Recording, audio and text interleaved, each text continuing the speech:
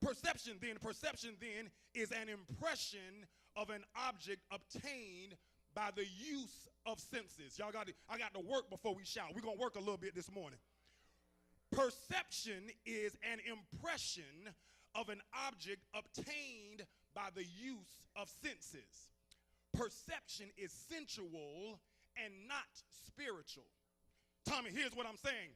How I perceive is too often based on my exposure and my experience. Because I've never seen it, heard it, tasted it, touched it, or smelled it, then oftentimes I reject it. Perception is based on what I can sense, but it says nothing about what the Spirit says about a thing. In preaching, Johnson, we call perception hermeneutics. Hermeneutics is the lens that we view the text from. How I see God or view his word depends on what perspective or lens I'm looking through. Can I talk for just a minute? The hermeneutic for African Americans, the hermeneutic for Native Americans, the hermeneutic for Hispanics and the majority culture are all different. Because how the majority culture views Christ as a deliverer is very different than those of us whose forefathers were chained and beaten and separated from our families. And so when I think about the deliverance of God, I think about how he took my great-granddaddy out of a slave mentality and allowed him to be free. I'm talking about perspective. Liberation theology is different for the Native American. When we yell and talk about how God can make us free, and yet the land that they own, they are now relegated to a reservation. Hermeneutics is just about how I perceive my reality. And here it is, Earl. It's a cliche, but the glass is either half full or half empty. It's all about how you perceive it. The baby was a mistake or a blessing.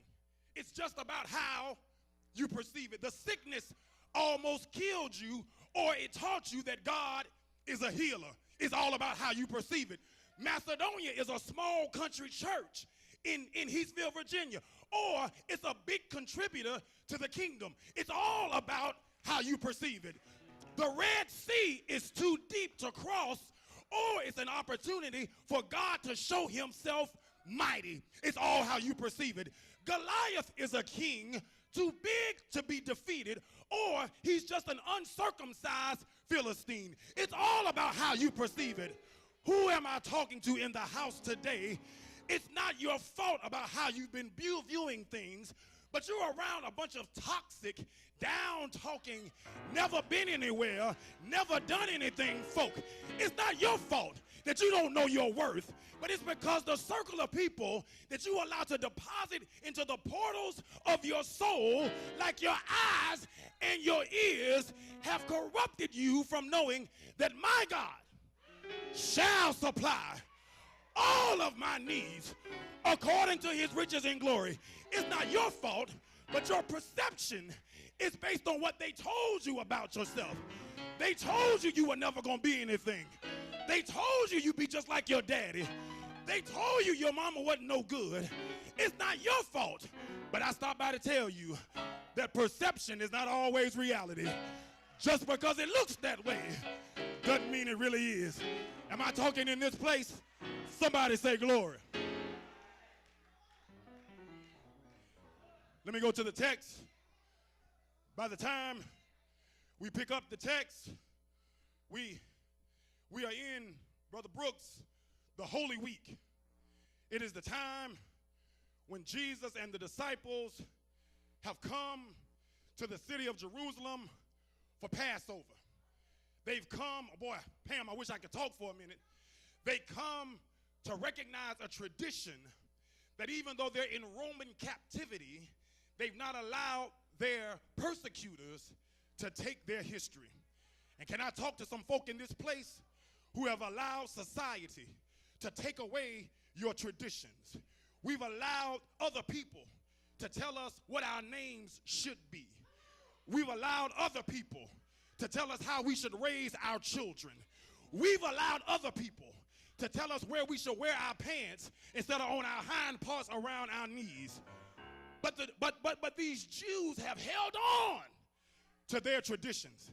And somebody can hear me right now because mama and grandmama taught you some stuff that you ain't doing the way you used to. Granddaddy and granddaddy showed you some principles that you've stopped living by.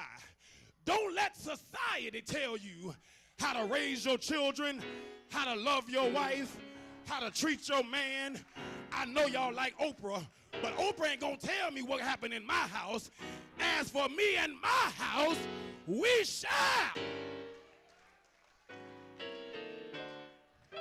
Here they're in Holy Week, and they've had some experiences. Jesus has turned over the tables on the money changers.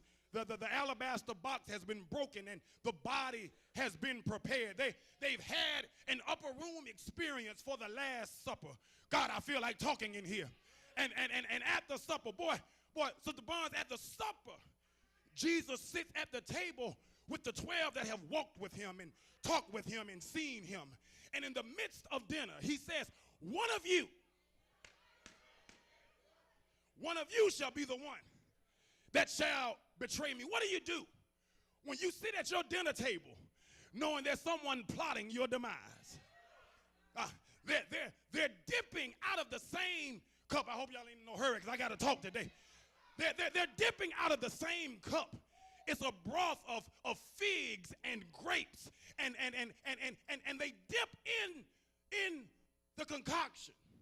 They go in the wine, and they're all sharing the same meal. And all the time, because he's omniscient. All the time, because he's omnipotent. All the time, because he's omnipresent. He knows that there's one at the table that's talking about him. He knows there's one at the table that's going to lie on him. He knows that there's one at the table that is planning his death. And Lord, can I tell you that you ain't got to fight the battle if you know that they talking about you. If they know that they lying on you, don't worry about fighting for yourself. God will fight your battles. Is there anybody in here that knows what I'm talking about? I ain't got to cuss at you. I ain't got to Facebook you. All I've got to do is wait on the Lord. Come on, don't stop, continue.